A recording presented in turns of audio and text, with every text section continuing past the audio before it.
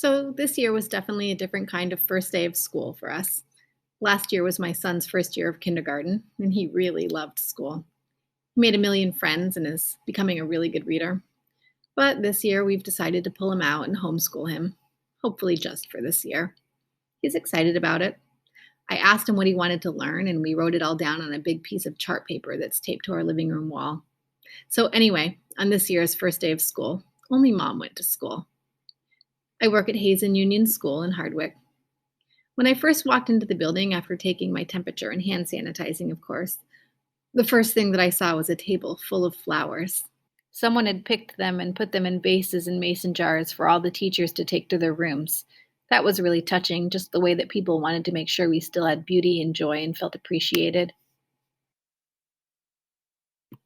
The school nurse was decked out in full PPE gear to take kids' temperature as soon as they arrived and make sure everyone walking into the building is healthy. This happens every morning. It seems to be working so far because no one has been sick at our school yet. At our school, we started out with only middle schoolers coming the first 2 days, then freshmen and sophomores on Thursday, and juniors and seniors on Friday. Our associate principal put this slow rollout, or what we're calling a soft opening, pretty well. He said we need to learn to crawl before we can walk and walk before we can run. It's been a little clunky. One of our teachers who just had a baby said, "Oh, maybe we're still in the tummy time phase." Of course, all the kids have to wear masks inside and outside too, unless they are more than 6 feet away from each other and sitting or standing totally stationary. But we have kind of noticed that the first week, the older students were having a harder time keeping on their masks than the younger students when they were outside or 6 feet away from each other. The middle schoolers did really great following the rules, but by the time we got to the juniors and seniors, 6 feet was becoming 2 feet and masks were slipping off outside. So we had to kind of crack down on that a little. But things seem to be going pretty well right now. I have about 5 different masks that I cycle through. My mother-in-law made most of them for me. She's a really awesome seamstress, and they're beautiful and fit well. I wear them about 2 times before throwing them in the wash. I'm starting to see them as a fashion statement and an opportunity for self-expression. My favorite one, I think, is my Grateful Dead one that I stole from my husband because he had 2 of them. Most of the kids, I think, don't even know who the Grateful Dead are, but I like it. Our campus is on the edge of a forest with lots of walking trails. It's been nice to take advantage of that. One of the things that I noticed is that the walks are pretty eerily silent. Even outside, kids still need to stay 6 feet away from each other. So during the walks, no one is really talking. It's kind of weird. I try to let my classes be outside whenever we can. The other day, I read to them on the lawn, and ants started crawling in everyone's clothes. So we're sort of trading one discomfort for another sometimes. But we were able to move and find a place with less ants. The fresh air is good, and we'll try to keep it up until it gets too cold. We have to wipe down whatever chairs and desks that students were at as soon as they leave before other kids can use them, even the ones outside.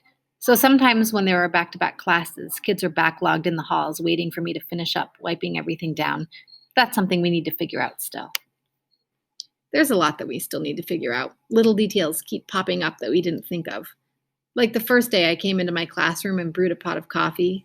Then by the time it was ready, students were coming in, and I suddenly realized that I couldn't drink it because now I had to have my mask on.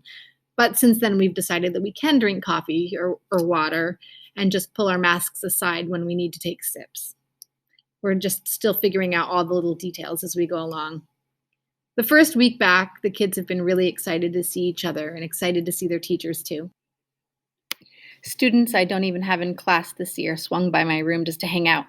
I have a big window into my classroom, and I was able to take off my mask and greet students through the window so they could see me smiling at them. Adults seem more wary about seeing each other, maybe because we have a little more perspective about how serious this is. But it's been nice for sure, in some ways, to come together again and see the kids and support each other as a community. I will say that it seems great to have small classes this year. That's something that I've been wanting for years, and the classes have continued to grow and grow.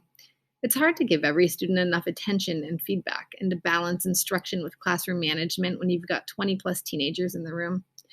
But now no class is supposed to have more than 12, and many have less than that so far. The only exceptions to this are when kids have classes in a double classroom. Then we can fit in twice the number.